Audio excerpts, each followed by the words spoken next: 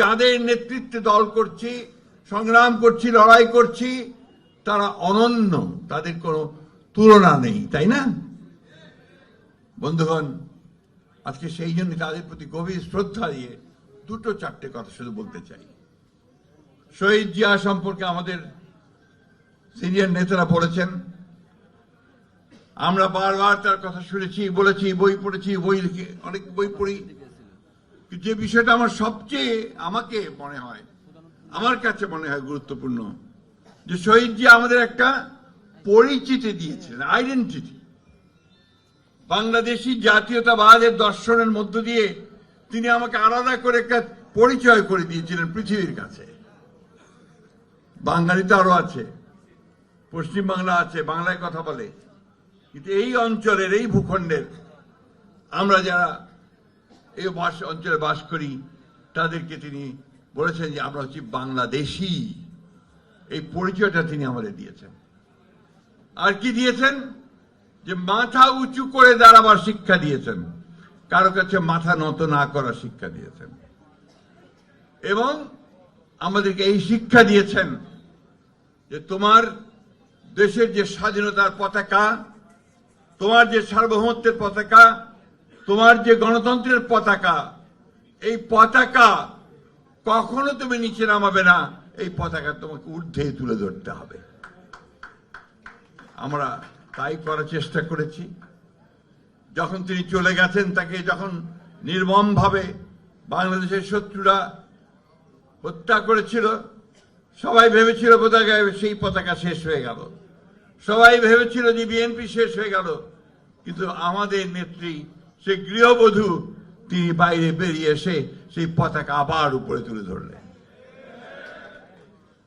অনেকে মনে করলো যে যখন দেশনেত্রী বেগম খালেদা জিয়া জেলে চলে গেলেন এবং তিনি চলে গেছেন, তখন বোধহয় ওই পতাকা আবার নিচে চলে যাবে।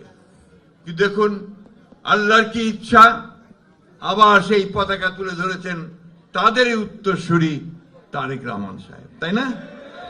এই প্রসঙ্গে আমার একটা সত্য ঘটনা বলি আপনাদের। 2002 সালে নির্বাচনের পরে দেশনেত্রী বেগম খালেদা জিয়ার নেতৃত্বে আমরা চীনে রাষ্ট্রীয় সফরে গিয়েছিলাম, প্রায় 200 সদস্য ছিল। তো সেই রাষ্ট্রীয় সফরে আপনারা জানেন, রাষ্ট্রীয় সফরে গেলে যারা যান, বিশেষ করে প্রধানমন্ত্রী হলে তাকে সেই দেশের সেনাবাহিনী, সশস্ত্র বাহিনী স্যালুট দেয়, গার্ড অফ অনার যেটাকে বলে। তো সেটা এত শীত ছিল, এত বরফ পড়ছিল যে বাইরে কোথাও দেওয়া যাচ্ছিল না। তো চীনের একটা বিশাল হল আছে, ওই হলটাকে বলে গ্রেট হল, বিশাল। এটার অত বড় হল কোথাও আছে কিনা আমার জানা নাই। সেই হলের মধ্যে গার্ড অফ অনার দেওয়ার সিদ্ধান্ত হলো, এবং আমরা সেই শীতের মধ্যেই কাঁপতে কাঁপতে সেই হলে গিয়ে পৌঁছালাম। গার্ড অফ অনার ম্যাডামকে দেওয়া হলো। তারপরে প্রধানমন্ত্রী রেওয়াজ অনুযায়ী আমাদের নেত্রী প্রধানমন্ত্রী, চীনের প্রধানমন্ত্রীকে নিয়ে আমরা যারা গিয়েছিলাম সবার সঙ্গী, তাদের সঙ্গে হাত মেলাতে মেলাতে পরিচয় করিয়ে দিচ্ছেন, হাত মিলিয়ে যাচ্ছেন। আমার পরেই ছিল আমানুল্লাহ আমান দাঁড়ানো, তারপরেই আমাদের নেতা তারেক রহমান সাহেব দাঁড়ানো। তো তিনি পরিচয় করে দিতে গিয়ে যখন তারেক রহমানের সামনে গেলেন, তিনি পরিচয় দিলেন, হি ইজ মাই সান, সে আমার ছেলে। উত্তরে চীনের প্রধানমন্ত্রী বললেন, তার হাতটা, তারেক রহমান সাহেব হাতটা শক্ত করে ধরে বললেন, carry the flag of your father and mother, তোমার পিতা এবং মাতার পতাকায় তুমি ঊর্ধ্বে তুলে ধরো। আল্লাহর কি বিধান দেখেন, আল্লাহর কি ইচ্ছা দেখেন, আজকে আবার সেই তারই হাতে এই পতাকা চলে এসেছে বন্ধুগণ। আজকের দিন এই কথাটা বারবার মনে পড়ছে। আমাদের নেতা যখন ফিরে আসেন দেশে, লক্ষ কোটি মানুষ তাকে সম্বর্ধনা জানিয়েছে। সেদিন এয়ারপোর্ট থেকে ওই 300 ফুট মাত্র আধা ঘন্টার রাস্তা, এই আসতে প্রায় 4 ঘন্টা লেগেছে, তাই না? যখন তিনি স্টেজে দাঁড়ালেন, দাঁড়িয়ে যখন কথা শুরু করলেন, প্রথম কথাটাই তিনি বললেন কি, আই হ্যাভ এ প্ল্যান, আমার একটা পরিকল্পনা আছে। অর্থাৎ তিনি এই দেশের মানুষের জন্য কাজ করতে চান, তাদের আর্থিক অবস্থার পরিবর্তন করতে চান, গণতন্ত্রকে প্রাতিষ্ঠানিক রূপ দিতে চান, তিনি এই দেশে শান্তির সৌহার্দ্যের একটা সংস্কৃতি তৈরি করতে চান। বন্ধুগণ, এখানেই পার্থক্য। একদল আছে যারা সারাক্ষণ শুধু মারা পিটা, একে খুন করবে, ওকে মারবে, ওকে ধরবে, এটা করবে বলে ধমকাচ্ছে, আর আমাদের নেতা দাঁড়িয়ে বলছে যে আমার একটা পরিকল্পনা আছে তোমাদের জন্য। This is the difference. এটাই হচ্ছে। আপনাদের নিশ্চয়ই মনে আছে এই কথাটা সেদিন আমাদের নেত্রীর শোক সভাতে, নাগরিক শোক সভাতে, রাজনীতি করেন না এমন অনেকেই বলেছেন যে যখন 5ই আগস্ট হাসিনা পালিয়ে গেল তখন সমগ্র জাতি তো মুক্তি পেল। সবাই ভাবলো এবার একটা বড় রক্তাক্ত কাণ্ড হবে। যারা এই 15 বছর ধরে হত্যা, নির্যাতন, নিপীড়ন করেছে, এইবার মানুষ তাদের উপরে ঝাঁপিয়ে পড়বে, একটা রক্তপাত হবে। আমাদের নেত্রী তখন এভারকেয়ার হসপিটালের রোগশয্যায়। আমরা গিয়ে তাকে বললাম, নেত্রী, আপনার একটা বাণী দরকার মানুষকে ঠান্ডা রাখার জন্য। ওই অবস্থায় তিনি 4-5টা লাইন বলেছিলেন। তার মধ্যে প্রথমেই বলেছিলেন, প্রতিহিংসা নয়, প্রতিশোধ নয়, ভালোবাসার মধ্য দিয়ে আসুন আমরা নতুন করে বাংলাদেশ তৈরি করি। এটাই পার্থক্য বিএনপির সঙ্গে অন্যান্য দলগুলোর। এটাই পার্থক্য বিএনপির নেতাদের সঙ্গে অন্যান্য নেতাদের। বন্ধুগণ, জিয়াউর রহমানের কৃতিত্ব, তার গুণ অল্প কথায় বলে শেষ করা যাবে না। বহু বই লেখা হয়েছে, তার বই নিয়ে রিসার্চ, তার কাজ নিয়ে রিসার্চ হয়েছে অনেক। তিনি একটা তলাবিহীন ঝুড়িকে একটা সম্ভাবনাময় রাষ্ট্রে পরিণত করেছিলেন, একটা স্টেট অফ পোটেনশিয়াল একটা অবস্থায় তৈরি করেছিলেন। তিনি গণতন্ত্রকে মুক্তি দিয়েছিলেন, বহুদলীয় গণতন্ত্র দিয়েছিলেন একদলীয় ব্যবস্থা থেকে। সংবাদপত্র সমস্ত খুলে দিয়েছিলেন। আজকে যে এত আপনার এই যে সমস্ত ক্যামেরা ছিল না, মাত্র 4টা, এবং সেটা নিয়ন্ত্রিত, কথা কেউ বলতে পারত না। রক্ষী বাহিনী তৈরি করা হয়েছিল। ভুলে গেলে চলবে না, এগুলো বারবার বলতে হবে। সেই রক্ষী বাহিনী সেদিন যারাই ভিন্ন কথা বলতো, বিরোধিতা করত, তাদেরকে তুলে নিয়ে গিয়ে নির্মম নির্যাতন করে হত্যা করত। বাবাকে দিয়ে ছেলের মাথা কুড়াল দিয়ে কাটিয়েছে, তারপরে সেই মাথা দিয়ে ফুটবল খেলেছে। আমার কথা নয়, ইতিহাসের কথা। খুলনার শান্তি সেন কমিউনিস্ট নেতা তার স্ত্রী এবং পুত্রবধূকে তাকে না পেয়ে এই রক্ষী বাহিনী তুলে নিয়ে গেছে। 21 দিন নির্যাতন করেছে, বস্তার মধ্যে ঢুকিয়ে পুরোপুরি প্রচন্ড ঠান্ডায় চুবিয়েছে, এরপরে জেলে দিয়েছে। আমাদের ব্যারিস্টার মওদুদ আহমেদ যখন হেভিয়াস কর্পাস করলেন, কেস করলেন, তখন দেবেশ ভট্টাচার্য, আমাদের এই যে দেবপ্রিয় ভট্টাচার্যের বাবা তখন জাস্টিস, তিনি নির্দেশ দিলেন যে ওই 2 জনকে আমার সামনে হাজির করা হোক। হাজির করে তিনি তার প্রাইভেট চেম্বারে গিয়ে দেখলেন যে সমস্ত শরীর ক্ষত বিক্ষত। ওইখানেই তিনি নির্দেশ দিলেন তাদেরকে মুক্তি দাও। এই ছিল তখনকার অবস্থা। আমরা পরেও সে একই অবস্থা দেখেছি 14 বছর 15 বছর, তাই না? আমাদের কত ভাই চলে গেছে, কত সন্তান চলে গেছে, কত শিশু চলে গেছে। কালকে পত্রিকা এসেছে, আমাদের নেতা তারেক রহমান সাহেব ওই মায়ের ডাকের একটা অনুষ্ঠানে তিনি কাঁদছেন, কারণ সেই বাচ্চাগুলো ডুকরে ডুকরে বলছে যে আমি আমার বাবাকে দেখতে চাই। বন্ধুগণ, এই এত রক্তপাত, এত কষ্ট, এত যন্ত্রণা, এত ত্যাগ, এর পরে আমরা এত পথ পাড়ি দিয়ে কিন্তু আজকে একটা জায়গায় এসেছি। সেই জায়গাটার সামনে নির্বাচন।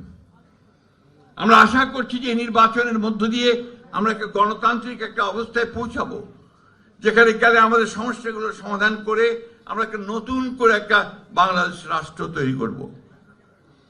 কাজও হয়েছে অনেক, আমরাও কাজ করেছি। আমরা যখন আন্দোলন করছিলাম তখনই আমরা এই রাষ্ট্র সংস্কারের রূপরেখা দিয়েছিলাম। প্রথমে ম্যাডাম দিয়েছিলেন 2016 সালে ভিশন 2030, এরপরে আমাদের নেতা অন্যান্য দলগুলোর সঙ্গে আলাপ করে 31 দফা দিয়েছেন, তাই না? ভুলে গেছেন নাকি আপনারা? 31 দফায় কি ছিল, কি আছে? আজকে যে সংস্কারের কথা বারবার বলা হচ্ছে, পত্র পত্রিকা রেডিও টেলিভিশন খুব প্রচার হচ্ছে, প্রধান উপদেষ্টা থেকে সমস্ত উপদেষ্টারা নেমে গেছেন প্রচারণায়, ভালো কথা। যেটা আমরা বলেছি 22 সালেই আমরা এই সংস্কারের কথা বলেছি। আমরা যা যা বলেছি সবগুলো আজকে এখানে আছে। সুতরাং এই সংস্কার দিয়ে আবার আমাদেরকে প্রশ্ন করে অনেকে, আপনারা কি সংস্কারের পক্ষে না বিপক্ষে? ওটা তো আমারই সন্তান, আমি তো তার জন্য প্রাণ দিতে পারি। এই যে জিনিসগুলো সবসময় আপনার বিভ্রান্ত করার চেষ্টা করা হয়। আমাকে কেউ জিজ্ঞেস করলে বলে, আরে আমি সোজাসুজি বলছি মাই চাইল্ড। সুতরাং সংস্কার যেটুকু হয়েছে, যেখানে একমত হয়েছি সমস্ত রাজনৈতিক দলগুলো, অবশ্যই সেটা আমাদের হ্যাঁ আছে, সেটা তো না নাই।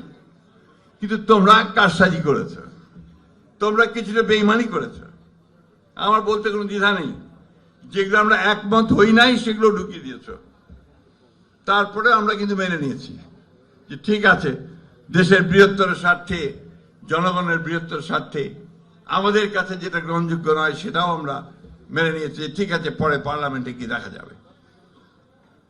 আমি যে কথাটা বলতে চাই, আজকে একটা অর্কেস্ট্রেট একটা প্রচারণা, পরিকল্পিতভাবে একটা প্রচারণা হচ্ছে বিএনপির বিরুদ্ধে। কারণ বিএনপি তো এখন ওদের সবচেয়ে বড় শত্রু। কারণ নির্বাচন হলে বিএনপি ল্যান্ডস্লাইড ভিক্টরি পাবে, পাবে কিনা? কে আসতে কেন? জোর নাই গলায়। তো এই ল্যান্ডস্লাইড ভিক্টরি বিএনপি পাবে, সেই কারণে শুরু হয়েছে। আর সবচেয়ে বেশি দুষ্টামিগুলো কারা করছে? যারা অতীতে বাংলাদেশকে স্বীকার করে নাই, যারা বাংলাদেশের স্বাধীনতাতে বিশ্বাসী করে নাই, এবং ওই সময় যে আপনার ভাই বললেন যে কত মানুষ মেরেছে, আমাদের মা বোনদের কতজনের সম্ভ্রমহানি করেছে, কতজনকে ওই পাকিস্তান হানাদার বাহিনীর হাতে আমাদের মা বোনদের তুলে দিয়েছে, সেই হিসাব আমরা ভুলি নাই। তারপরেও আমরা মনে করি যে রাজনীতি করছেন, রাজনীতি করেন সিধা রাস্তায় করেন, ধর্মকে ব্যবহার করে মানুষকে বিভ্রান্ত করে ভুল বুঝিয়ে দাঁড়িপাল্লায় ভোট দিলে নাকি বেহেশতে যেতে হবে। হায় হায়, চিন্তা করেন। তাহলে আর আমার নামাজ পড়া, আল্লাহর কাছে কমপ্লিট সারেন্ডার করা, ইমান আনা, এগুলোর দরকার নাই নাকি? আমাদের এখানে অনেকে আছেন, তারা ভালো বলতে পারবেন। বন্ধুগণ, এরা হচ্ছে এই মুনাফিকি করে, এদের এই মানুষকে ভুল বোঝায়, ভ্রান্তি বোঝায় দিয়ে তারা এই সমস্ত করে বরাবর। আজকে না, পাকিস্তান আন্দোলন যখন হয়, ভারতবর্ষ যখন স্বাধীন হচ্ছে, যখন জিন্নারা লড়াই করছেন মুসলমানদের আবাসস্থল পাকিস্তানের জন্য, তখন তাদের নেতা মৌলানা মওদুদি পাকিস্তান আন্দোলনে করেননি, বিরোধিতা করেছেন। আমি কথাগুলো বলতাম না, আজকে বলতে বাধ্য হচ্ছি, কারণ তারা এই কথাগুলো আজকে বিভিন্নভাবে বিএনপিকে মিথ্যা প্রচার করে। বাংলাদেশ স্বাধীনতা যুদ্ধ করেছে প্রতিটি মানুষ, তখন তারা বিরোধিতা করেছে, ঠিক না? আজকে যখন বাংলাদেশের মানুষ উন্মুখ হয়ে আছে যে বাংলাদেশে জাতীয়তাবাদী রাজনীতি, তারেক রহমানের নতুন রাজনীতি, আধুনিক রাজনীতি যা বাংলাদেশকে পাল্টে দেবে তা গ্রহণ করবার জন্য উন্মুখ হয়ে আছে, তখন তারা আবার সেটাকে বিভ্রান্ত করার চেষ্টা করছে ধর্মের নাম দিয়ে। আমাদের কথা খুব পরিষ্কার, আমরা ধর্মে বিশ্বাস করি। আমাদের নেতা জনাব প্রেসিডেন্ট জিয়াউর রহমান সাহেব, তিনি প্রথম কোরআন শরীফে কথা বলেছেন সংবিধানে, তিনি প্রথম সংবিধানের মধ্যে বিসমিল্লাহির রহমানির রহিম দিয়েছেন, তিনি প্রথম আল্লাহর উপরে অবিচল আস্থা বিশ্বাসের কথা বলেছেন, ঠিক না? এবং আমরা সব সময় সেইভাবে এই দেশে কাজ করেছি। বক্তব্য বাড়াবো না। আজকে এই সময়ে আর মাত্র আমি হিসাব করছিলাম 23 দিন আছে নির্বাচনের। এখন অনেকে নির্বাচন হবে কিনা, বাধা দেব, করতে দেব না, ভেতরে ভেতরে খবর নিয়ে দেখেন তাদের 3টা ভোটও নেই। ওরা আবার বড় গোড়ায় বলে নির্বাচন হতে দেব না। ভাই হোক, নির্বাচন দেখা যাক কে কতটা ভোট পায়। আমরা তো সেজন্য আমরা ভোটের জন্য উন্মুখ হয়ে আছি। আমরা নির্বাচন চাই, আমরা যাব জনগণের কাছে। জনগণ যদি আমাদেরকে গ্রহণ করে আমরা আছি, জনগণ যদি বাদ দেয় বাদ দিয়ে দেবো, আমরা বিরোধী দলে থাকবো, তাই না? আগে থেকে এত গলাবাজি কেন ভাই? আমি সব শেষ করব যে আজকে আমাদের এই পরীক্ষাটা খুব কঠিন পরীক্ষা। এই নির্বাচনে নির্ধারিত হবে যে এই দেশ কি লিবারেল ডেমোক্রেসির হাতে থাকবে নাকি আপনার সমস্ত উগ্রপন্থী রাষ্ট্রবিরোধী লোকদের মধ্যে থাকবে। আমাদেরকে অবশ্যই সেই উদারপন্থী রাস্তা বেছে নিতে হবে, গণতন্ত্রের রাস্তা বেছে নিতে হবে, মানুষের কল্যাণের রাস্তা বেছে নিতে হবে। সেই কারণেই আমাদের 31 দফা, আমাদের চেয়ারম্যান সাহেবের যে 8 দফা দিয়েছেন, আবার নতুন করে ফ্যামিলি কার্ড, ফার্মার্স কার্ড, এই বিষয়গুলো জনগণের মধ্যে ছড়িয়ে দিয়ে জনগণকে সঙ্গে নিয়ে আমাদেরকে নির্বাচনে ধানের শীষকে জয়যুক্ত করতে হবে। আর ধানের শীষকে যদি আমরা জয়যুক্ত করি, তার শহীদ প্রেসিডেন্ট জিয়া রহমানের প্রতি আমাদের শ্রদ্ধা জানানো হবে, আমাদের মাতা খালেদা জিয়ার প্রতি আমাদের শ্রদ্ধা জানানো হবে। ধন্যবাদ সকলকে। আসসালামু আলাইকুম। বাংলাদেশ জিন্দাবাদ, বাংলাদেশ জাতীয়তাবাদী দল জিন্দাবাদ। শহীদ জি আমারও, দেশের বেগম খালেদা জি আমারও, তারেক রহমান জিন্দাবাদ।